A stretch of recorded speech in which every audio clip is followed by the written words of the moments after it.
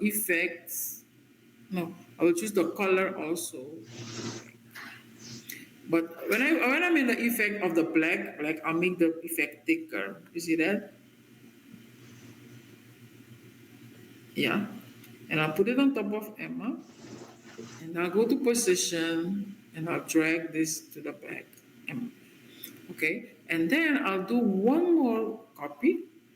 I'll go to effect and I'll make the thickness blue. Actually, I want the bluer blue. Okay. And I'll make it super thick, thicker than the first one and the second one. Okay, super thick. I'll go to color of the name Emma and I'll make it also blue.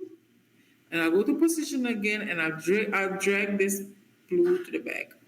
And then I will add it like so. So I have three outlines. Okay, so I have three outlines for the name.